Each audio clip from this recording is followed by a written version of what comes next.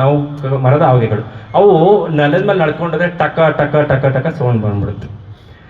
ವಿದ್ಯಾರ್ಥಿಗಳನ್ನ ಪರೀಕ್ಷೆ ಮಾಡಬೇಕು ಅಂತ ಹೇಳಿ ಅವ್ರು ಏನ್ ಮಾಡ್ತಾರೆ ಅಂತಂದ್ರೆ ಈ ಸೌಂಡ್ ಕೇಳಿ ಮಕ್ಕಳೆಲ್ಲ ಎದ್ದು ಬಿಡ್ತಾವಲ್ಲ ಅಂತ ಹೇಳ್ಬಿಟ್ಟು ಆ ಹಾವುಗೆನ ಕೈಯಲ್ಲಿ ಹಿಡ್ಕೊಂಡು ಆ ಸ್ವಾಮೀಜಿಗಳು ಮೆಟ್ಲು ಹತ್ತಬೇಕಾದ್ರೆ ಒಂದು ಚಂಬಲ್ ನೀರಿಟ್ಟಿರ್ತಾರೆ. ಆ ಚಂಬಲ್ಲಿ ಕಾಲು ತೊಳ್ಕೊಂಡು ಸ್ವಾಮೀಜಿಗಳು ವಿದ್ಯಾರ್ಥಿಗಳ ರೂಮ್ಗೆ ಪ್ರವೇಶ ಮಾಡ್ತಾ ಇದ್ರು. ಆ ಸಂದರ್ಭದಲ್ಲಿ ಏನಾಗ್ತಾರೆ, ಚಂದ್ರಶೇಖರ್ ಕಂಬಾರ್ ಅವರು ತುಂಬಾ ನಿದ್ದೆ ಮಾಡಿಬಿಟ್ಟು ಮಲಿಕೊಂಡ್ಬಿಟ್ಟಿರ್ತಾರೆ.